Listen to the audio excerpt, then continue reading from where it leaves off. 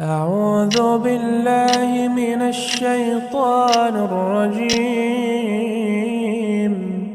بسم الله الرحمن الرحيم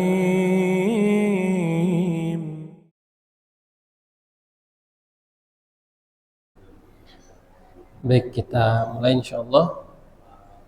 Bismillah, assalamualaikum warahmatullahi wabarakatuh.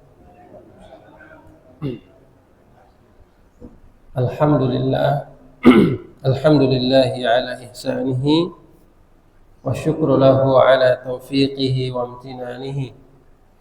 Asyhadu an la ilaha illallah wahdahu la syarika lah ta'ziman li sya'nihi wa ashhadu anna Muhammadan abduhu wa rasuluhu ad-da'i ila ridwanihi. Alhamdulillah, Bapak Ibu yang dimuliakan Allah Subhanahu wa taala, tidak henti-hentinya kita memuji Allah Subhanahu wa taala atas limpahan nikmat yang Allah Subhanahu wa taala berikan kepada kita semua. Sehingga di antara kasih sayang Allah kepada kita masih diberikan apa? Masih diberikan kesehatan oleh Allah, masih diberikan keimanan oleh Allah. Ini di antara bentuk kasih sayang Allah. Karena kenapa? Orang yang senantiasa menjalankan ketaatan dan kebaikan kepada Allah, hakikatnya ini adalah nikmat Allah yang sangat besar pada diri seseorang tersebut. Makanya kata Nabi sallallahu alaihi wasallam, "Idza ahabballahu qauman ibtalahum." Di antara bentuk kasih sayang Allah Subhanahu wa taala kepada seorang hamba itu, kata Nabi Muhammad sallallahu alaihi wasallam, adalah dengan Allah Subhanahu wa taala menguji dia. Dengan Allah Subhanahu wa taala menguji seberapa besar kesabaran kita dalam ketaatan kepada Allah. Seberapa besar kesabaran kita dalam menjalankan perintah-perintah Allah Subhanahu wa taala. Ini perlu diuji sama Allah. Ya. Perlu diuji oleh Allah Subhanahu wa taala. Karena sebagian orang itu mereka mengatakan, saya beriman kok kepada Allah. Saya cinta kok kepada Allah. Saya Islam kok. Tetapi bukti daripada keimanan itu, bukti daripada keislaman kita adalah dengan menjalankan apa yang Allah Subhanahu wa taala perintahkan. Ini bukti. Ya, bukti di antara bukti kita senantiasa mengatakan keimanan kepada Allah, kita mengatakan diri saya Islam adalah dengan kita menjalankan apa yang diperintahkan Allah Subhanahu wa taala. Ya. Misalkan Bapak Ibu yang dimuliakan Allah, kita kalau bekerja di suatu perusahaan atau bekerja di suatu instansi, lalu kita mengatakan saya loyal kok, saya cinta kok kepada perusahaan ini. Tapi yang menjadi pertanyaannya, apakah kecintaan kita dengan perkataan itu cukup dengan hanya sebatas perkataan aja? Kan tidak mungkin. Ya, nanti bosnya akan nuntut. Loh, katanya kamu ini cinta sama perusahaan, mana kerja kerasnya, mana kamu mengikuti aturannya? Ya. Maka dibuktikan kalau dia benar mengatakan saya cinta terhadap perusahaan ini, berarti harusnya dia kerja sesuai dengan aturan yang telah ditetapkan oleh perusahaan tersebut. Nah, begitu juga dengan ketika kita mengatakan saya cinta kok kepada Allah, saya beriman kok kepada Allah, ya, saya Islam kok. Nah, ketika kita mengatakan hal demikian, Bapak Ibu yang dimuliakan Allah, apa yang harus kita lakukan? Allah butuh bukti, bukan hanya sekedar ucapan. Nah, oleh karenanya ketaatan kita, kesabaran kita dalam menjalankan ketaatan kepada Allah Subhanahu wa taala, ini diantara bukti bahwasannya kita benar-benar cinta kepada Allah Subhanahu wa taala. Nah, diuji kesabaran kita oleh Allah Subhanahu wa taala. Baik, Bapak Ibu yang dimuliakan Allah Subhanahu wa taala, pada kesempatan ini kita akan melanjutkan kembali materi kita dalam kitab Tauhid Ya, masih pelajaran tentang tauhid kepada Allah Subhanahu wa taala. Kita akan melanjutkan satu hadis Nabi sallallahu alaihi wasallam. Hadis yang sangat mulia sekali dari baginda Nabi kita Muhammad sallallahu alaihi wasallam. Wa an Mu'adz bin Jabal qala, dari salah seorang sahabat yang bernama Mu'adz bin Jabal radhiyallahu taala anhu. Ini sahabat Nabi yang mulia. Ya, namanya siapa tadi jemaah? Mu'adz bin Jabal. Jadi kalau kita mendengar nama beliau ini disebutkan, beliau itu dikenal dengan lautannya ilmu. Jadi dikenal dengan kealimannya, banyaknya ilmunya. Beliau bercerita dalam hadis ini, kuntu radifan Nabi sallallahu alaihi wasallam. Saya pernah membonceng Nabi sallallahu alaihi wasallam ala himarin, di atas keledai saya. Jadi antara Mu'adz bin Jabal dengan Nabi sallallahu alaihi wasallam ini berada dalam satu tunggangan yang sama. Ya, jadi dibonceng oleh Mu'adz bin Jabal, Nabi di belakangnya. Lalu Nabi sallallahu alaihi wasallam mengatakan, faqala li, Nabi mengatakan kepada Mu'adz bin Jabal, ini berada di atas tunggangan. Kata Nabi sallallahu alaihi wasallam, ya Mu'adz, wahai Mu'adz bin Jabal, atadri ma haqqullahi 'alal 'ibad wa ma haqqul 'ibadi 'ala Allah? Perhatikan pertanyaan Nabi sallallahu alaihi wasallam kepada Mu'adz ini. Apa kata Nabi? Wahai Mu'adz, apakah engkau tahu apa hak Allah Subhanahu wa taala atas hamba dan apa hak hamba atas Allah Subhanahu wa taala? Subhanallah. Nabi SAW menanyakan apa hak Allah Subhanahu wa taala terhadap hamba. Jadi apa hak Allah Subhanahu wa taala yang harus dipenuhi kepada hamba-hambanya, dan apa hak hamba yang harus dipenuhi kepada Allah Subhanahu wa taala. Nah, ini juga menjadi contoh dan juga menjadi hukum buat kita. Ya, hukum untuk kita bahwasanya ada hal yang harus kita tunaikan, ada hal yang harus memang kita berikan kepada Allah supaya kita ini tidak termasuk orang yang kufur kepada Allah. Nah, ini jawabannya di sini. Ketika Nabi menanyakan hal ini kepada Mu'adz karena dia tidak tahu, maka beliau mengatakan, Allah wa rasuluhu a'lam. Ya. Ketika ditanyakan tersebut, kata Mu'adz bin Jabal radhiyallahu taala anhu, sesungguhnya Allah dan Rasulnya yang lebih tahu. Lalu Nabi sallallahu alaihi wasallam menyampaikan hadisnya, kata Nabi sallallahu alaihi wasallam, haqqullahi 'alal 'ibad. Ya. Haqqullahi 'alal 'ibad, hak Allah Subhanahu wa taala terhadap hambanya adalah mereka beribadah kepada Allah Subhanahu wa taala. Jadi hal yang harus ditunaikan hamba atas Allah, ya, kepada Allah Subhanahu wa taala, kata Nabi sallallahu alaihi wasallam, mereka beribadah hanya kepada Allah Subhanahu wa taala. Ini hak kita Bapak Ibu yang dimuliakan Allah kepada Allah Subhanahu wa taala.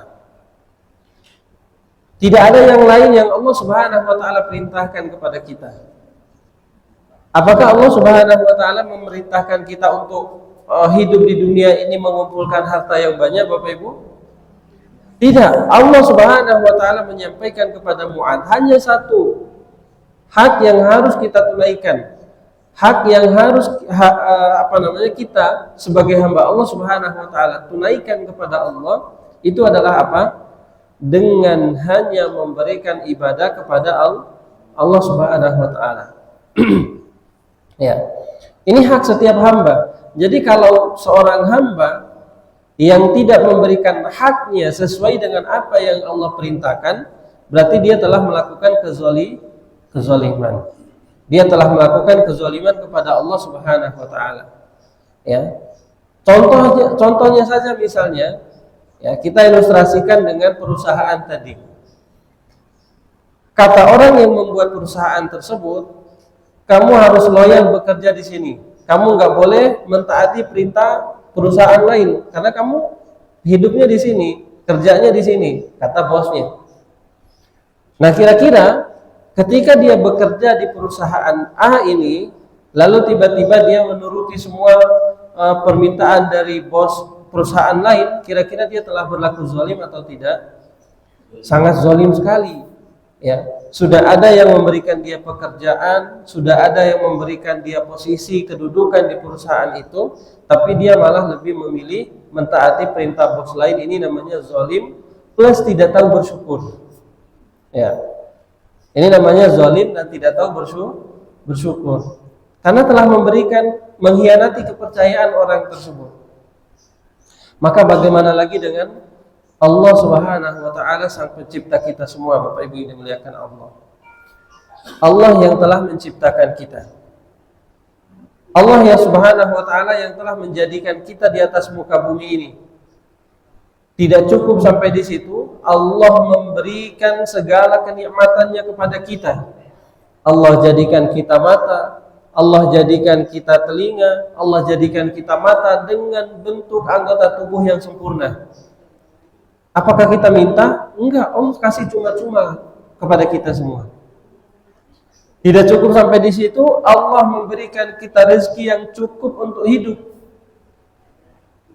Yang sebenarnya semua pemberian Allah Subhanahu wa taala ini adalah untuk nanti kita pertanggungjawabkan juga apakah kita gunakan untuk ketaatan kepada Allah atau tidak. Ya. Nah, ini yang Allah Subhanahu wa taala minta. Hak yang harus ditunaikan oleh seorang hamba kepada Allah Subhanahu wa taala dengan tidak menyembah kepada selain Allah Subhanahu wa taala. Ya, nah terkadang sebagian manusia itu tidak tahu bersyukur kepada Allah. Sudah Allah Subhanahu wa taala jaga kesehatannya, sudah Allah Subhanahu wa taala jaga kehidupannya, dikasih kehidupan yang tentram, dikasih rezeki yang cukup, tapi tidak mau balas budi kepada Allah, tidak mau bersyukur kepada Allah Subhanahu wa taala. Allah minta cuma satu, untuk dia selalu menyembah kepada Allah Subhanahu wa taala. Makanya kata Allah dalam ayat yang kita sebutkan sebelumnya, tujuan di antara penciptaan manusia apa Bapak Ibu? Beribadah. Wa ma khalaqtul jinna wal insa illa liya'budun. Tidaklah kami menciptakan jin dan manusia melainkan hanya untuk beribadah kepada Allah Subhanahu wa taala. Ini tujuan penciptaan kita. Ya, ini adalah tujuan penciptaan kita. Maka dalam hadis ini Nabi Shallallahu Alaihi Wasallam menyampaikan hak yang harus ditunaikan hamba kepada Allah Subhanahu Wa Taala dengan hanya menyembah hanya kepada Allah Subhanahu Wa Taala. Makanya dalam ayat berikutnya Allah menegaskan, Ma uridu minkum min rizqin. Kata Allah, kami enggak ingin rezeki dari kalian. Nahnu narzuqukum. Kamilah yang memberikan rezeki. Sebanyak apapun harta yang kita miliki, sebanyak apapun anak keturunan yang kita punya, tidak ada satupun yang bisa menyelamatkan kita daripada azab Allah Subhanahu wa taala kalau kita enggak taat sama Allah. Ya, ini jemaah yang dimuliakan Allah.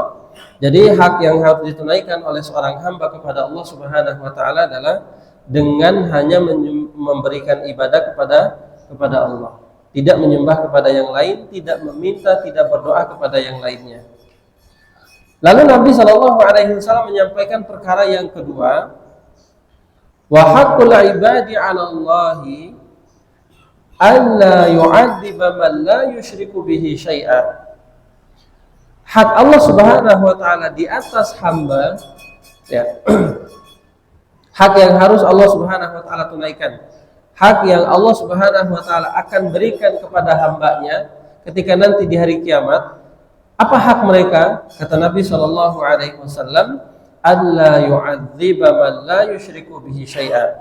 Allah tidak akan mengazab orang yang tidak melakukan kesyirikan sedikit pun.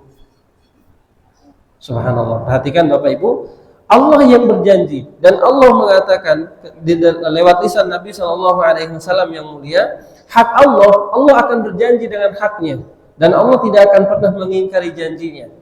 Kata Nabi, alla yu'adziba man la yusyriku bihi syai'a. Mereka tidak akan pernah diazab oleh Allah Subhanahu wa taala jika mereka tidak melakukan kesyirikan sedikit pun. Betapa beruntungnya orang-orang yang mentauhidkan Allah Subhanahu wa taala. Ya. Nah, itu yang menjadi dasar daripada penciptaan kita semua. Kita diberikan kewajiban oleh Allah Subhanahu wa taala untuk hanya menyembah kepada Allah, dan nanti hasilnya Allah yang berjanji sendiri. Allah tidak akan mengazab orang yang tidak melakukan kesyirikan kepada Allah Subhanahu wa taala. Jadi syaratnya itu, kita mau masuk surga dan tidak diazab oleh Allah Subhanahu wa taala, maka lakukanlah, ya.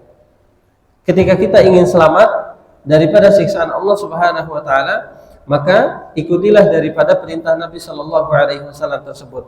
Yang Nabi sampaikan, Allah tidak akan pernah mengazab, tidak akan pernah memasukkan seseorang yang tidak pernah melakukan kesyirikan kepada Allah Subhanahu wa taala.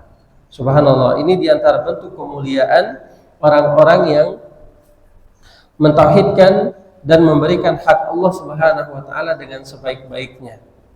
Nah, Bapak Ibu yang dimuliakan Allah Subhanahu wa taala, hadis ini sahih, diriwayatkan oleh Imam Bukhari dan Imam Muslim.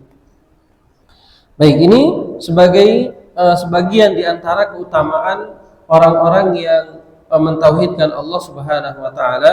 Mereka akan diberikan kedudukan khusus di hari kiamat. Allah berjanji tidak akan pernah mengazab mereka. Ya, maka syaratnya dengan apa? Syaratnya dengan apa kalau kita tidak ingin diazab oleh Allah? Ya, tidak melakukan kesyirikan kepada Allah Subhanahu wa taala. Nah, baik Bapak Ibu yang dimuliakan Allah Subhanahu wa taala, kita akan masuk kepada pembahasan yang berikutnya, itu adalah bab yang pertama dalam kitab ini, yaitu lanjutan daripada pembahasan kita sebelumnya tentang keutamaan tauhid. Ya, kita akan masuk pada bab yang pertama, yaitu keutamaan tauhid dan dosa-dosa yang dapat dihapuskan oleh tauhid. Ya, orang yang mentauhidkan Allah, ya tadi kita sudah menyebutkan tentang Allah Subhanahu wa taala tidak akan mengazab, tidak akan memberikan siksaannya kepada orang yang tidak melakukan kesyirikan. Nah, di antara keutamaan daripada tauhid ini adalah dia dapat menghapuskan dosa-dosa. Ketika seseorang mentauhidkan Allah Subhanahu wa taala, ada dosa yang bisa dihapuskan. Kata Allah Subhanahu wa taala,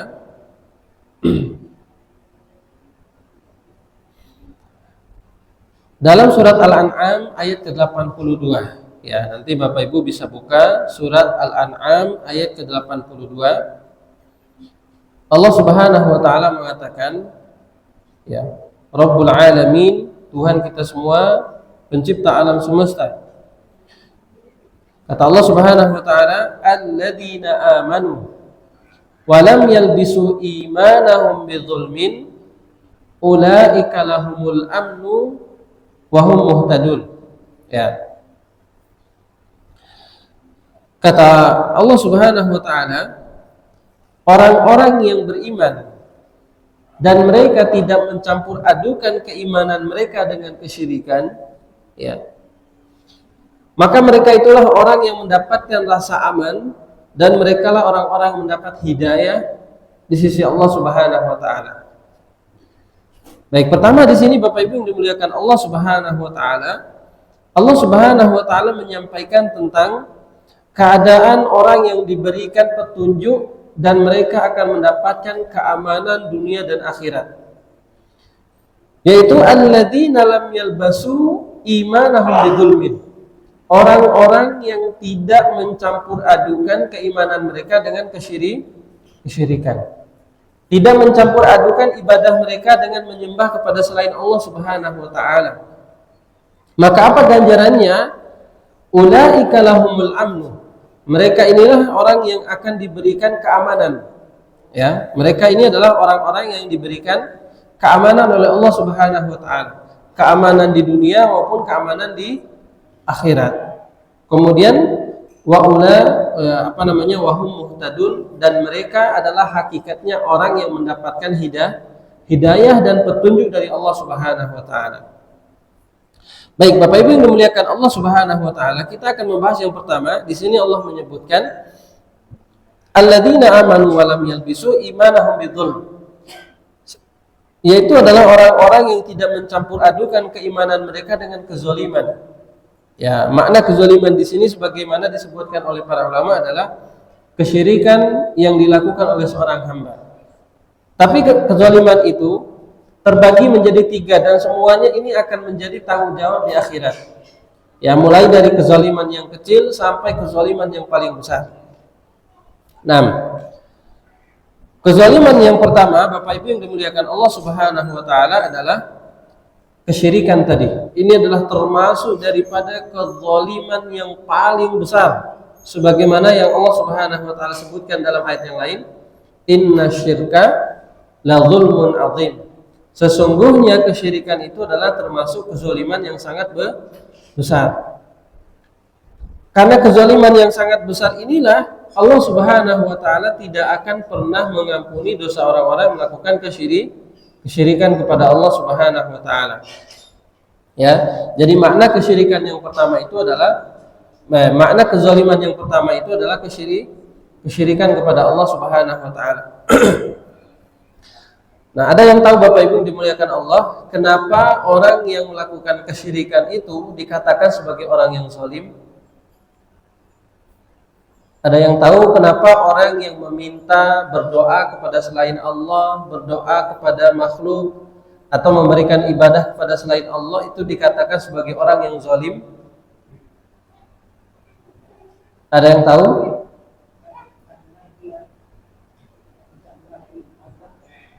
Karena dia tidak memberikan hak Allah Subhanahu wa taala dengan baik, tidak memberikan hak pada tempatnya atau melalaikan haknya. Nah, jadi yang seharusnya adalah hak Allah Subhanahu wa taala kita menyembahnya dengan tidak melakukan kesyirikan. Malah kita memberikan ibadah kepada yang lain. Ini adalah bentuk kezaliman. Ya, zalim, tidak memberikan amanah kepada yang berhak. Ya, itu maksudnya. Jadi kenapa dikatakan sebagai orang yang zalim ketika dia melakukan kesyirikan itu? Karena tidak memberikan amanahnya pada tempatnya. Amanah yang Allah berikan kepada kita adalah dengan beribadah kepada Allah dengan tidak melakukan kesyirikan. Ini tanggung jawab kita, sebagaimana dalam hadis yang tadi kita sebutkan, hak hamba kepada Allah itu adalah dengan kita beribadah tidak melakukan kesyirikan. Nah, orang yang melakukan kesyirikan ini berarti dia telah melakukan kezaliman. Dan Allah menyebutkan bahwasanya kezaliman itu adalah kezaliman yang paling besar daripada kezaliman yang lainnya. Nah, sehingga orang-orang yang melakukan kesyirikan ini, Bapak Ibu yang dimuliakan Allah, mereka tidak akan pernah mendapatkan ampunan Allah kalau mereka meninggalnya dalam keadaan melakukan kesyirikan. Ya, jadi ini makna kezaliman yang pertama adalah orang-orang melakukan kesyirikan kepada Allah karena mereka tidak memberikan hak pada tempatnya. Baik, kemudian yang kedua, Bapak Ibu yang dimuliakan Allah, makna kesyirikan yang disebutkan di sini adalah makna kezaliman yang disebutkan di sini adalah zalim terhadap diri sendiri. Ya.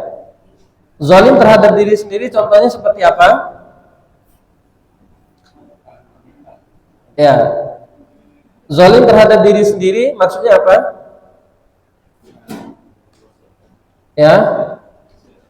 Ya, zalim terhadap diri sendiri itu adalah mereka menzalimi diri sendiri dengan tidak memberikan haknya. Jadi diri kita ada haknya juga. Ada yang harus kita tunaikan. Contoh paling kecil misalnya, diri kita memiliki hak untuk apa? Untuk hidup sehat. Lalu tiba-tiba misalnya ada orang itu yang sengaja merusak dirinya dengan memakai narkoba, dengan minuman khamr, ini zalim terhadap diri sendiri. Ya. Karena tubuh kita ini semuanya adalah hak Allah. Ya, yang harus kita jaga kesehatannya. Akhirnya malah merusak diri sendiri dengan hal-hal seperti itu, ini namanya termasuk kezaliman. Atau contoh yang lain misalnya, ini bagian daripada kesehatan. Tubuh kita juga punya hak untuk sujud kepada Allah. Karena Allah menciptakan tubuh kita ini supaya untuk dipergunakan dalam ketaatan kepada Allah. Lisan kita ada haknya untuk berzikir. Ya. Lisan kita ada hak untuk berzikir, ada hak untuk membaca Al-Quran, ada hak untuk menyebut nama Allah, ada hak untuk mereka untuk digunakan dalam ketaatan kepada Allah Subhanahu wa taala. Ya. Nah, jadi kalau misalnya lisan kita malah dipergunakan untuk hal-hal yang tidak mendatangkan manfaat di sisi Allah, maka ini termasuk daripada kezaliman juga. Ya. Selama hidupnya lisannya tidak pernah digunakan untuk baca Quran, zalim atau tidak? Zalim. Ya, begitu juga hak telinga dipergunakan untuk mendengarkan kajian, dipergunakan untuk mendengarkan bacaan ayat Allah. Ini hak yang memang Allah Subhanahu wa taala berikan kepada setiap anggota tubuh kita. Malah seluruh hidupnya telinganya dipergunakan untuk apa? Untuk mendengarkan gosip, untuk mendengarkan hal-hal yang buruk. Ini namanya zalim terhadap diri sendiri. Ya. Jadi hal-hal yang menempatkan sesuatu bukan pada tempatnya ini termasuk daripada kezaliman. Kaki Allah Subhanahu wa taala ciptakan untuk jalan menuju tempat ibadah. Setiap langkahnya dari rumahnya Allah akan angkatkan derajatnya, hapuskan dosanya. Tapi malah dia mempergunakan kakinya untuk apa? Untuk pergi ke tempat maksiat, untuk pergi ke tempat yang melakukan kedurhakaan kepada Allah. Ini namanya zalim. Dan setiap semuanya akan dimintai pertanggungjawaban kepada Allah Subhanahu wa taala. Hari di mana semua anggota tubuh kita bersaksi. Jadi Bapak Ibu yang dimuliakan Allah Subhanahu wa taala, ketika nanti kita akan dihadapkan di hadapan Allah Subhanahu wa taala, kita akan dikumpulkan di hadapan Allah dan akan mempersaksikan semua amalan kita. Akan mempersaksikan semua apa yang kita kerjakan di atas dunia ini. Mulai dari hal yang paling kecil tidak akan pernah luput daripada catatan amal. Lalu nanti kita akan berdiri di hadapan Allah. Allah akan memberikan catatan amal kita dan akan menanyakan apa yang telah kita lakukan di dunia. Dan pada hari itu, siapa yang akan bersaksi? Bukan mulut kita, Bapak Ibu yang dimuliakan Allah.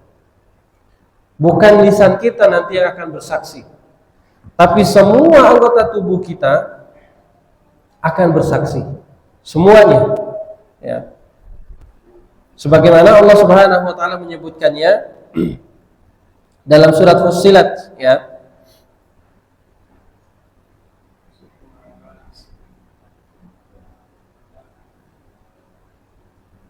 Ya, dalam surat Fussilat Allah Subhanahu wa taala menyebutkan bahwasanya semua anggota tubuh ini akan bersaksi. Sebagaimana dalam ayat ke-20 ya, surat Fussilat Allah Subhanahu wa taala mengatakan hatta idza ma ja'uha, ketika apabila mereka sampai ke dalam neraka Allah Subhanahu wa taala. Ya. Syahida 'alaihim sam'uhum wa absaruhum wa juluduhum bima kanu ya'malun. Maka pendengaran mereka, penglihatan mereka, kulit mereka semuanya nanti akan berbicara dan akan menjadi saksi atas apa yang mereka kerjakan. Ya. Di surat Fussilat ayat ke-20 Allah menegaskan bahwasanya bukan lisan nanti yang akan berbicara di hadapan Allah. Semua apa yang Allah Subhanahu wa taala ciptakan ini, mereka akan berbicara, memberikan persaksiannya, ya Allah, tangan saya ternyata digunakan untuk mencuri, untuk koruptor. Dan ini tidak bisa bersaksi. Ya. Kita ingin membela, saya nggak bisa. Tangan nanti yang akan berbicara. Ya. Ya Allah, ternyata kaki saya digunakan untuk sesuatu yang menanggung kemaksiatan kepada Allah. Ya, tidak pernah dipergunakan untuk berjalan ke masjid, tidak pernah digunakan untuk berjalan ke kajian. Kita mau membela, ya, lisan kita mau membela misalnya, tidak bisa. Ya Allah, bohong, kaki saya bohong, nggak bisa. Semua telah ditutup oleh Allah Subhanahu wa taala dan masing-masing anggota tubuh kita akan memberikan persaksiannya kepada Allah. Nah, maka ini tidak boleh kita menzalimi diri kita sendiri dengan tidak memberikan haknya. Ya, kemudian kezaliman yang ketiga Bapak Ibu yang dimuliakan Allah Subhanahu wa taala adalah kezaliman kepada orang lain. Ya, kezaliman terhadap orang lain. Ya, kezaliman terhadap orang lain ini juga termasuk di antara dosa besar. Tetapi kedudukan yang paling tinggi kezalimannya yang mana tadi? Zalim kepada diri sendiri, zalim kepada orang lain, atau zalim kepada Allah? Zalim kepada Allah ini adalah kezaliman yang paling tinggi kedudukannya dan tidak akan pernah dihapuskan dosanya kata Allah kalau dia meninggalnya belum bertaubat. Nah, menzalimi orang lain ini Bapak Ibu yang dimuliakan Allah Subhanahu wa taala juga termasuk daripada dosa yang sangat besar. Karena Nabi Shallallahu alaihi wasallam pernah menyampaikan dalam hadis ketika Nabi bertanya kepada para sahabatnya, "Atadruna mal muflis?" Nabi berkata, Wahai sahabatku, tahukah kalian siapa orang yang merugi itu? Tahukah kalian siapa orang yang merugi nanti di akhirat? Ya. Lalu para sahabatnya hanya menjawab, yang rugi itu wahai Rasulullah orang yang bangkrut. Ya, dia nggak punya harta, dia nggak punya uang, itu orang yang merugi menurut kami, kata para sahabatnya. Tapi Nabi menyampaikan, al-muflisu, orang yang merugi itu adalah siapa yang datang dengan pahala sholatnya, siapa yang datang dengan pahala puasanya, siapa yang datang dengan pahala bacaan Al-Qur'annya. Akan tetapi pahala sholatnya, pahala puasanya, baca Al-Qur'annya, semua pahala ibadahnya diserahkan kepada orang yang telah dia zalimi. Nggak ada lagi pahalanya, habis. Tapi masih ada kezalimannya. Semua dosa orang yang dia zalimi itu ditimpakan kepada orang yang menzalimi tadi. Ya. Semua dosanya akan diberikan kepada orang yang menzalimi. Makanya Nabi itu pernah menyampaikan doa orang yang terzalimi itu tidak ada penghalang dengan Allah Subhanahu wa taala. Karena saking apa? Karena saking Allah Subhanahu wa taala melindungi dan memberikan kemuliaan terhadap orang yang terzalimi. Ya. Jadi sampai-sampai kalau kita terzalimi Bapak Ibu yang dimuliakan Allah Subhanahu wa taala, doa kita antara kita dengan Allah Subhanahu wa taala itu enggak ada penghalangnya. Ya. Kalau kita doa, ya Allah dia telah menzalimi saya, semoga dia masuk masuk got. Kalau Allah Subhanahu wa taala mau, Allah Subhanahu wa taala akan membuat dia seperti itu. Saking doa-doa orang yang terzalimi itu tidak ada penghalangnya. Ya. Makanya Bapak Ibu yang dimuliakan Allah Subhanahu wa taala, ini menzalimi orang lain termasuk daripada perkara yang diharamkan. Contoh menzalimi itu seperti apa? Contoh menzalimi itu seperti misalnya memukul orang lain. Kita memukul dia sedangkan dia dalam keadaan benar, maka itu termasuk daripada kezaliman nanti yang akan dituntut di akhirat. Kita menuduh dia dengan fitnah. Ya. Jadi misalnya kita menuduh apa yang dia lakukan ternyata salah. Maka ini kezaliman. Kalau dia tidak segera meminta maaf dan orang tersebut tidak memaafkannya, ini nanti akan berlanjut di akhirat. Contoh lain misalnya seperti apa? Mengambil harta orang lain. Ya, mengambil harta orang lain itu tidak hanya sekedar mencuri, ya. Contohnya mengambil harta orang lain itu dia berhutang tapi nggak ada niat untuk mengembalikan. Nah, ini sangat banyak. Ya, ini termasuk juga mengambil hak orang lain.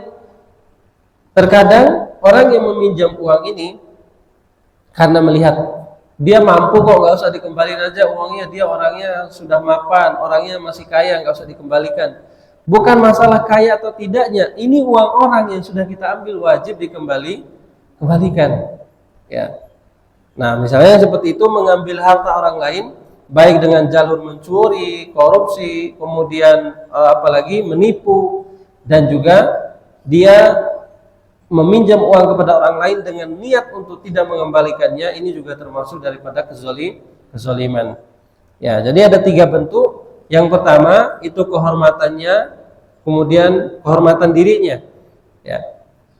Jadi bentuknya seperti apa kehormatan diri itu? Ya, nama baiknya tidak boleh kita cemarkan, tidak boleh kita fitnah. Kemudian yang kedua, hartanya tidak boleh kita ambil. Kemudian pribadinya dia tidak boleh kita sakiti. Ya, baik kita sakiti dengan lisan ataupun kita sakiti dengan pukulan. Nah, jadi itu 3 bentuk kezaliman. Maka orang-orang yang tidak mencampurkan keimanan mereka dengan kezaliman, kata Allah Subhanahu wa taala, ulaika lahumul amnu, maka bagi mereka adalah keamanan, ya. Keamanan di dunia maupun di akhirat. Allah Subhanahu wa taala akan berikan keamanan.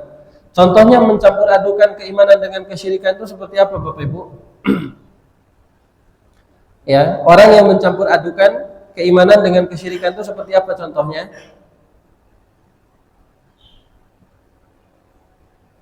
Misalnya hari ini dia datang ke masjid untuk melakukan ibadah dan berdoa kepada Allah Subhanahu wa taala. Nanti sorenya ternyata dia pergi minta ke pohon. Nah, ini namanya mencampur adukan keimanan dengan kesyirikan. Paginya sholat subuhnya dia di masjid berdoa, ya Allah ampunilah dosa kami, berikanlah kami rezeki. Nantinya pergi ke pohon keramat. Nah, katanya pohon ini bisa memberikan rezeki dengan cepat. Nah, ini namanya telah mencampur adukan apa? Keimanan dengan kesyirikan. Nah, orang yang seperti ini, orang yang mencampur adukan, paginya menyembah Allah, nantinya meminta kepada makhluk, malamnya menyembah Allah, kemudian paginya lagi meminta kepada makhluk. Ya, atau misalnya malamnya sholat isya, setelah sholat isyanya pergi ke dukun. Nah, ini namanya mencampur adukan. Maka orang-orang seperti ini adalah orang-orang yang melakukan kesyirikan kepada Allah Subhanahu wa taala yang tidak dijamin oleh Allah Subhanahu wa taala keamanan di dunia. Nah, jadi supaya kita bisa mendapatkan keamanan di dunia maupun nanti keamanan di akhirat tidak akan disiksa oleh Allah, maka jangan mencampur adukan keimanan dengan kesyirikan kepada Allah Subhanahu wa taala. Kalau kita sudah menyembah Allah, kita meminta saja sama Allah. Ya. Kalau kita masih misalnya beriman kepada Allah dengan meyakini hanya Allah Subhanahu wa taala yang memberikan kita rezeki, maka minta kepada Allah. Nah, tapi terkadang apa yang membuat kita sebagai manusia itu kadang perginya ke dukun, atau kadang perginya ke pohon, atau kadang perginya ke orang yang bisa memberikan dengan instan. Karena pengen hasil yang cepat. Ya, tidak mau proses. Aduh, saya miskin udah 20 tahun nih, kita minta aja ke tukang dukun itu supaya kita langsung diberikan harta yang banyak misalnya. Ini termasuk daripada perkara yang mendatangkan murka Allah Subhanahu wa taala. Ya, jadi jangan mudah untuk melakukan kesyirikan kepada Allah. Baik, itu ayat yang pertama Bapak Ibu yang dimuliakan Allah Subhanahu wa taala, surat Al-An'am ayat ke-82, yaitu orang-orang yang beriman, mereka yang percaya dengan janji Allah dan tidak mencampur adukan keimanan mereka dengan kesyirikan kepada Allah, maka bagi mereka keamanan di dunia dan di akhirat. Dan yang ketiga kata Allah Subhanahu wa taala, dan bagi mereka hidayah dan petunjuk dari Allah Subhanahu wa taala. Berarti orang yang mencampur adukan keimanan dengan kesyirikan itu hakikatnya mereka jauh dari petunjuk Allah Subhanahu wa taala. Ya. Baik, kemudian dalam bab ini penulis juga menyebutkan tentang hadis Nabi Shallallahu alaihi wasallam. Ya. Hadis yang diriwayatkan oleh Imam Bukhari dan Imam Muslim.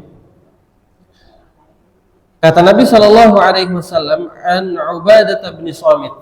Ya, dari salah seorang sahabat yang bernama Ubadah bin Samit. Ini salah seorang sahabat yang mulia. Beliau berkata, qala Rasulullah sallallahu alaihi wasallam, Nabi kita Muhammad sallallahu alaihi wasallam bersabda, man syahida an la ilaha illallah wahdah la syarikalah. Kata beliau, Nabi sallallahu alaihi wasallam bersabda, barang siapa yang bersaksi bahwa tidak ada sesembahan yang benar kecuali Allah Subhanahu wa taala, la syarikalah, dan tidak ada sekutu baginya. Ya. Ini ucapan yang pertama. Siapa yang bersaksi bahwasanya tidak ada Allah Subhanahu wa taala, tidak ada Tuhan yang berhak disembah selain Allah Subhanahu wa taala, dan tidak ada sekutu bagi Allah Subhanahu wa taala. Ini syarat yang pertama. Nanti kita akan sebutkan konsekuensinya kalau kita mengatakan hal demikian. Wa anna Muhammadan abduhu wa rasuluhu, dan bersaksi bahwasanya Nabi sallallahu alaihi wasallam hamba Allah dan rasulnya. Wa anna Isa abdullah, dan bersaksi bahwasanya Isa itu adalah hamba Allah wa rasuluhu, dan rasulnya. Ya, jadi bukan malah menganggap Nabi Isa sebagai Tuhan. Wa kalimatuhu alqaha ila Maryam, dan kalimat Allah Subhanahu wa taala yang diberikan kepada Maryam. Wa ruhum min, dan juga serta ruh darinya. Wal jannatu haqqun wan naru haqqun, dan meyakini bahwasannya surga itu benar adanya, wan naru haqqun, dan neraka itu benar adanya. Adkhalahu Allahul jannata, maka Allah Subhanahu wa taala akan memasukkan dia ke dalam surga, maka minal amal, dalam surganya Allah Subhanahu wa taala betapapun amal yang telah dia kerjakan. Subhanallah. Nanti kita akan bahas satu persatu. Jadi dalam keumuman hadis ini, Bapak Ibu yang dimuliakan Allah Subhanahu wa taala, bahwasanya ketika kita bersaksi bahwasanya tidak ada Tuhan yang berhak disembah kecuali Allah, kemudian bersaksi bahwa Nabi Shallallahu alaihi wasallam adalah utusan Allah dan hambanya, kemudian bahwasanya Isa itu adalah utusan Allah dan hambanya, dan kalimat yang diberikan oleh Allah Subhanahu wa taala kepada Maryam serta ruh darinya, meyakini bahwasanya surga itu benar, meyakini bahwa neraka itu benar, maka Allah Subhanahu wa taala akan memasukkan dia ke dalam surga betapapun amalan yang kita kerjakan. Ini diantara keutamaan orang-orang yang mentauhidkan Allah Subhanahu wa taala. Tapi apakah, pertanyaannya, tapi apakah ketika kita baru mengatakan asyhadu alla ilaha illallah wa anna muhammadar rasulullah, itu sudah cukup bagi kita, Bapak Ibu? Ya. Sebagaimana dalam hadis ini disebutkan, ya, siapa yang bersaksi bahwasanya tidak ada Tuhan yang berhak disembah kecuali Allah dan tidak menyekutukannya, dan meyakini bahwasanya Allah Subhanahu wa taala adalah rasul dan hambanya. Nah, pertanyaannya, kalau kita sudah mengucapkan hal demikian, apakah sudah cukup bagi kita? Oh, nanti saya akan masuk surga karena saya sudah mengatakan asyhadu an la ilaha illallah wa anna muhammadar rasulullah. Apakah kita sudah mengatakan demikian sehingga kita mengatakan, oh, nanti saya pasti masuk surga karena Nabi mengatakan masuk surga? Ternyata tidak hanya sebatas diucapkan. Ada pengamalan yang lebih besar. Man syahida an la ilaha illallah, siapa yang bersaksi bahwasanya tidak ada Tuhan yang berhak kecuali Allah. Di sini ada dua rukun. Ada dua rukun dalam kalimat la ilaha illallah. Ada dua rukun. Rukun yang pertama, Bapak Ibu yang dimuliakan Allah Subhanahu wa taala, al-itsbat, menetapkan. Jadi ini rukun yang pertama, disebutkan oleh para ulama adalah menetapkan. Apa yang harus kita tetapkan? Kita mengatakan asyhadu an la ilaha illallah, aku bersaksi bahwasanya tidak ada Tuhan yang berhak disembah. Jadi menetapkan hanya kepada Allah Subhanahu wa taala, atau hanya Allah Subhanahu wa taala yang berhak untuk disembah. Ya. Jadi keyakinan yang harus dimiliki ketika dia mengucapkan la ilaha illallah sudah tertancap dalam hati dia, supaya kalimat ini bermanfaat ketika nanti dia meninggal, maka harus dia yakini tidak ada Tuhan yang berhak disembah. Apakah sampai di situ? Tidak. Setelah kita meyakini, maka harusnya dalam pengamalannya tidak ada kontradiksi, tidak berseberangan. Karena kita melihat kenyataannya, misalnya setiap ada orang yang mengatakan zikirnya la ilaha illallah sampai 1000 kali satu malam misalnya. Kalimat la ilaha illallah mulia atau tidak, Bapak Ibu? Mulia.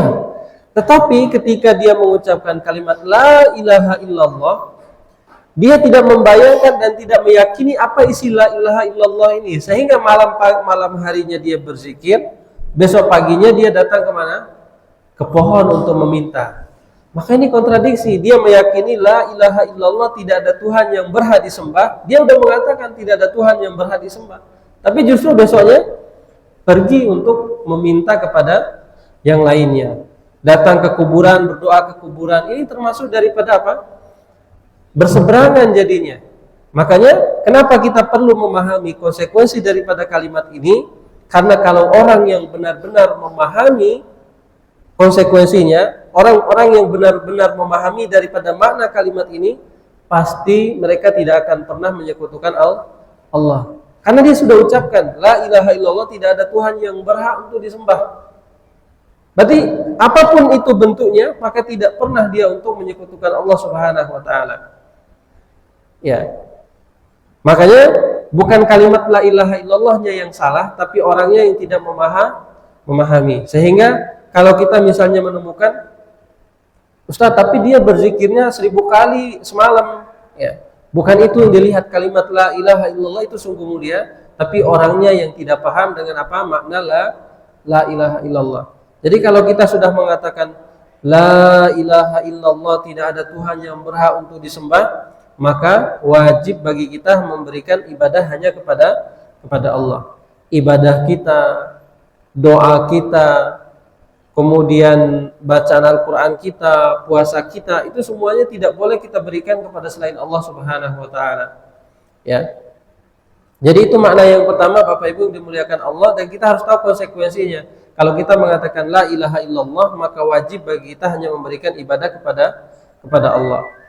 Ya, jadi bukan kalimat la ilaha illallahnya yang salah. Kalau kita misalnya mengucapkan, Ustaz, saya sudah mengatakan la ilaha illallah 1000 kali, kok nggak ada efeknya? Ya, berarti kita belum memahami la ilaha illallah. Ya.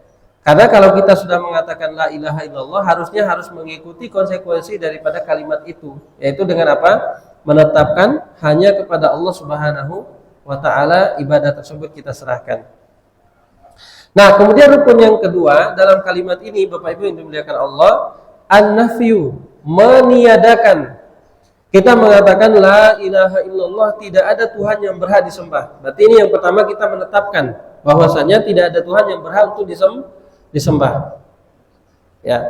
Kemudian yang kedua, kita mengatakan illallah, ya, kecuali Allah Subhanahu wa taala. Ini mengecualikan bahwasanya ibadah yang kita tetapkan, walaupun itu bentuknya ibadah yang besar, ibadah yang kecil, itu kita serahkan hanya kepada Allah Subhanahu wa taala, tidak untuk yang lainnya. Jadi menafikan sesembahan yang lain, meniadakan sesembahan yang lain, ya. Jadi pohon, apalagi yang biasa didatangi, batu-batuan, bahkan ada sebagian, mohon maaf, misalnya ada tradisi seperti yang suka memberikan kurban. Kurban itu termasuk ibadah atau tidak? Ya, Allah katakan dalam Al-Quran, Qul inna sholati, katakanlah salatku, wa nusuki, kurbanku, wa mahyaya wa mamati lillahi rabbil alamin, hidupku, matiku semuanya untuk Allah. Berarti kurban itu termasuk daripada ibadah. Nah, kalau ada orang yang misalnya mengorbankan kepala sapi untuk salah satu penguasa gunung, penguasa laut, boleh atau tidak? Ada kepala sapi nih, kita korbankan ini untuk penguasa laut, supaya nanti kalau kita pergi berlayar untuk mencari ikan, kita diberikan keselamatan. Boleh atau tidak, Bapak Ibu? Kenapa enggak boleh? Jatuhnya jadi pada kesyirikan. Karena sebagian tempat, mohon maaf, misalnya masih ada tradisi seperti itu. Jadi mengorbankan kepala sapi, kepala kerbau, lalu diberikanlah sedekahnya untuk apa? Penguasa laut katanya. Ini untuk penguasa laut, supaya nanti perjalanan nelayan, perjalanan kita mencari ikan, nanti benar-benar diselamatkan sama mereka. Nah, ini udah dua jatuhnya. Pertama, memberikan ibadah kepada selain Allah. Yang kedua, tawakalnya kepada selain Allah Subhanahu wa taala. Nah, harusnya ketika dia ingin pergi berlayar, berlaut, dia doa sama Allah. Ya Allah, berikanlah kami keselamatan, berikanlah kami hasil yang melimpah. Ini baru benar. Ya. Jadi tidak dilakukan hal demikian, karena akan mendatangkan kesyirikan kepada Allah Subhanahu wa taala. Terus ada yang bilang, tapi kan mereka mengucapkan la ilaha illallah, Ustaz. Iya, mereka mengucapkan la ilaha illallah, hanya saja tidak memahami hakikat daripada kalimat tersebut. Karena kalau seandainya mereka memahami la ilaha illallah, tidak ada Tuhan yang berhak untuk disembah kecuali Allah Subhanahu wa taala, pasti mereka tidak akan pernah memberikan ibadah kepada selain Allah. Ya. Ya, jadi ini makna kalimat la ilaha illallah yang pertama. Jadi tidak hanya sekedar kita ucapkan, tapi ada pemahaman dan juga pengamalan yang harus kita terapkan. Ya. Baik, kemudian yang kedua yang disebutkan oleh Nabi SAW dalam hadis ini adalah wa anna Muhammadan abduhu wa rasuluhu, dan meyakini bahwasanya Allah Subhanahu wa taala bahwasanya Nabi SAW termasuk dari hamba Allah dan rasulnya. Ya, termasuk daripada hamba Allah dan rasulnya. Berarti harus kita yakini bahwasanya Nabi SAW memang manusia yang mulia, rasul utusan Allah Subhanahu wa taala.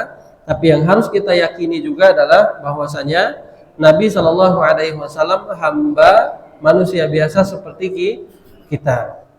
Nah, jadi harus ada keyakinan daripada hal tersebut. Berarti boleh atau tidak kita menyamakan Nabi Muhammad SAW dengan Allah? Tidak boleh. Kenapa tidak boleh? Ya, karena makhluk. Ya, Nabi SAW termasuk makhluk. Ya, sedangkan Allah Subhanahu wa taala sangat mulia jika dibandingkan dengan makhluk. Maka tidak boleh kita membandingkan dengan Allah Subhanahu wa taala, baik dalam hal tawakal, baik dalam hal ibadah, maupun daripada kehususannya.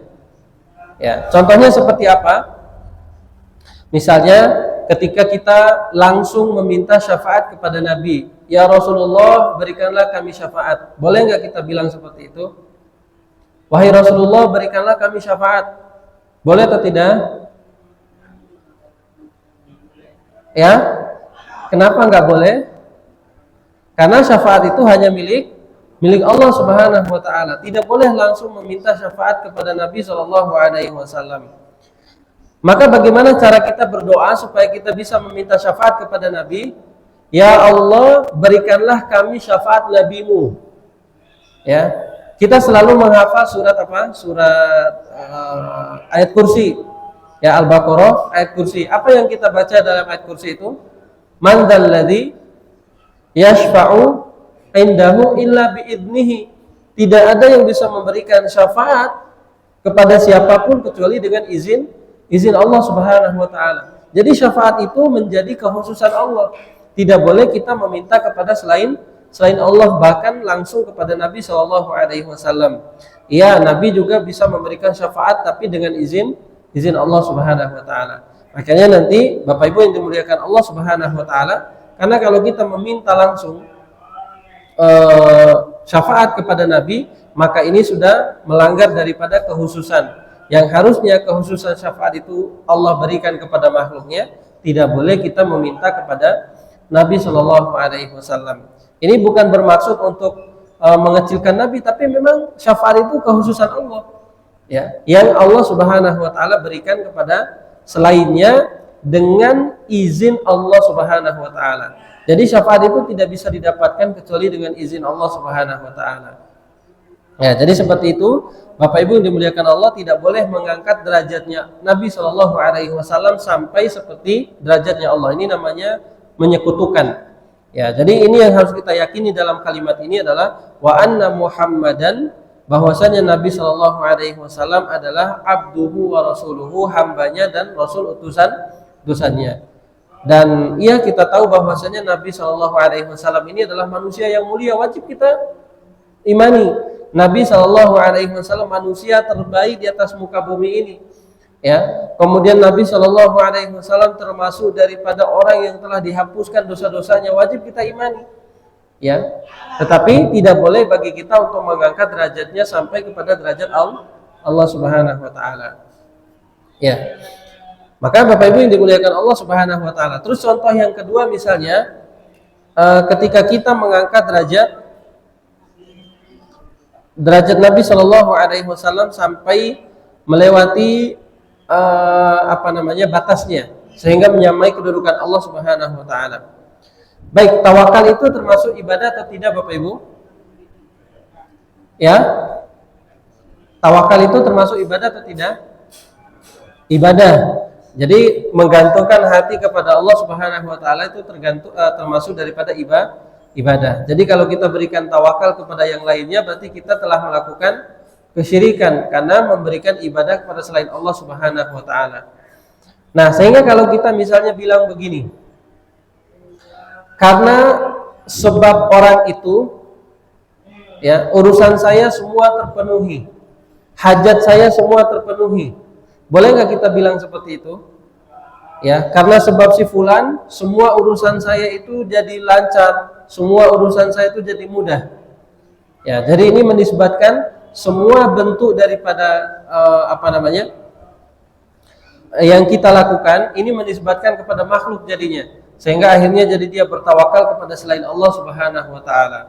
Nah, ini hal-hal yang perlu kita jaga untuk kita tidak bisa menyamakan posisi makhluk dengan Allah Subhanahu wa taala. Jadi ada batasan. Dan wajib kita imani bahwasanya Nabi Shallallahu alaihi wasallam adalah makhluk yang mulia. Nabi kita semua dosa-dosanya diampuni oleh Allah Subhanahu wa taala, manusia terbaik di atas muka bumi ini. Kemudian makhluk yang sudah dijanji oleh Allah Subhanahu wa taala surga. Ya. Ini diantara keutamaan Nabi kita Shallallahu alaihi wasallam. Dan Nabi Shallallahu alaihi wasallam juga nanti di hari kiamat bisa memberikan syafaat. Jadi ketika nanti di padang mahsyar manusia dikumpulkan, ini diantara kekhususan Nabi kita, Bapak Ibu. Kenapa kita harus mengenal Nabi kita? Karena nanti di hari kiamat kita akan berjalan sendiri-sendiri meminta syafaat. Ada yang datangnya kepada Nabi Adam, ada yang datangnya kepada Nabi Nuh. Kata Nabi Adam, saya nggak bisa berikan syafaat. Datang lagi kita pada Nabi Nuh, saya nggak bisa berikan syafaat. Datang lagi kepada Nabi Ibrahim, saya nggak bisa berikan syafaat. Datang lagi kepada Nabi Musa, saya nggak bisa berikan syafaat. Sampai orang-orang itu datang kepada Nabi Shallallahu alaihi wasallam, maka nanti Nabi akan memberikan syafaat kepada mereka dengan izin Allah Subhanahu wa taala. Ya, jadi tidak menyandarkan bahwasanya syafaat itu langsung diberikan oleh Nabi, tapi berdasarkan apa yang Allah Subhanahu wa taala izinkan kepada Nabi Shallallahu alaihi wasallam. Dan nanti insyaallah pembahasan tentang syafaat ini kita akan bahas di babnya khusus tentang syafaat yang akan didapatkan oleh makhluk Allah Subhanahu wa taala. Baik Bapak Ibu yang dimuliakan Allah, insyaallah untuk lanjutannya kita akan bahas di pertemuan berikutnya. Ya, mudah-mudahan apa yang kita bahas pada kesempatan ini ya sedikitnya untuk bisa memberikan manfaat kepada kita untuk mendekatkan diri kita kepada Allah Subhanahu wa taala, dan juga bisa menjaga kita daripada berbagai macam bentuk kesyirikan. Ya, karena dosa kesyirikan ini Bapak Ibu dimuliakan Allah, dosa besar yang tidak bisa diampunkan kecuali dengan taubat yang sungguh-sungguh. Ya. Maka kalau dia meninggal di atas kesyirikannya, tidak ada jalan kata Allah. Ya, kita sudah hafal surat Al-Bayyinah, innal ladzina kafaru min ahlil kitab wal musyrikina fi nari jahannam, dan orang-orang melakukan kesyirikan itu kata Allah mereka di neraka jahanam. Ya, jadi sangat besar dosanya, maka perlu kita jauhi daripada amalan-amalan tersebut. Baik, barangkali ada yang mau ditanyakan Bapak Ibu.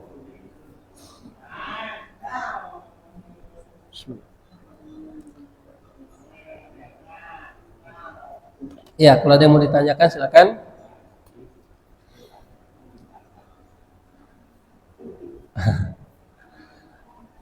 Dari ibu-ibu silakan.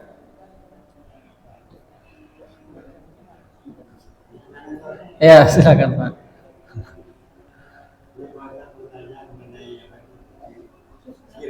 Syirik.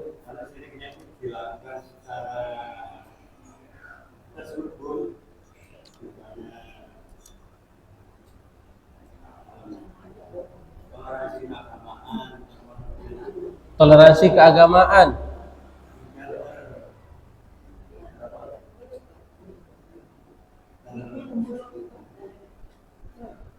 Masuk di situ ada yang namanya negara. Iya. Iya. Subhanallah, pertanyaan sangat bagus. Kalau ada misalnya kesyirikan yang terselubung, misalnya ada perayaan salah satu agama lain, ya, tapi kita di situ ikut, misalnya, jangan ikut. Ya, syaratnya adalah jangan ikut. Ini adalah toleransi yang diajarkan oleh Nabi dalam surat Al-Kafirun. Kenapa? Sebab diturunkannya surat Al-Kafirun itu kita sebagai muslim sebenarnya harus membaca itu dan harus tahu bahwasanya sebab turunnya surat Al-Kafirun itu ternyata orang-orang kafir pada saat itu ngajak Nabi toleransi seperti itu. Apa kata mereka? Wahai Muhammad, yuk kamu nyembah Tuhan kami 1 tahun, nanti habis itu kami juga akan menyembah Tuhan kamu 1 tahun. Ikut saja perayaan kami 1 tahun, habis itu nanti kami ikut perayaan kamu juga gitu. Jadi diajaklah toleransi yang demikian, supaya kelihatannya sih memang benar. Toleransi dalam hal seperti ini ternyata tidak dibolehkan dalam agama kita. Karena ketika mereka melakukan ritual ibadah, maka wajib bagi kita untuk menjauhinya. Ya, itu yang dilakukan oleh Nabi SAW ketika mereka langsung datang kepada Nabi. Wahai Muhammad, sini, kamu datang dulu ngikutin ritual kami, nanti kami juga akan ngikutin ritual kamu. Nah, akhirnya Allah Subhanahu wa taala menurunkan surat Al-Kafirun. Apa bunyinya? Apa bunyinya surat Al-Kafirun? Qul ya ayyuhal kafirun. Wahai Muhammad, katakanlah kepada orang kafir itu. Ya, kepada orang-orang kafir yang ada di Mekah pada saat itu, Nabi memerintahkan, la a'budu ma ta'budun. Katakan kepada mereka, aku tidak akan menyembah apa yang kalian sembah. Ya, kemudian wala ana 'abidum ma 'abadtum, dan kalian tidak akan menyembah apa yang aku sembah. Jadi Nabi SAW membatasi itu. Tidak ada istilahnya untuk toleransi seperti itu. Misalnya Nabi datang ke situ kemudian ikuti ritual mereka, kemudian mereka datang ke sini ikut ritual Nabi. La a'budu ma ta'budun wala antum 'abiduna ma a'bud, dan kalian tidak akan menyembah apa yang aku sembah. Nabi ulang-ulang berkali-kali. Sampai di akhir ayatnya Nabi mengatakan apa? Lakum dinukum waliyadin. Bagi kalian agama kalian, bagi saya agama saya. Ini prinsipnya seorang muslim. Berarti ritual apapun yang mengandung ritual ibadah di dalamnya bagi orang-orang yang kafir, orang-orang yang kufur kepada Allah, tidak boleh bagi seorang muslim untuk ikut, ya, tidak boleh bagi seorang muslim untuk ikut mensukseskannya. Bagaimana cara kita toleransi yang bagus dengan tidak mengganggu mereka, bukan malah ikut untuk merayakan daripada ritual khusus ibadah mereka. Dengan doa kafaratul majelis, subhanakallahumma wa bihamdika asyhadu an la ilaha illa anta astaghfiruka wa atubu ilaik. Wassalamualaikum warahmatullahi wabarakatuh.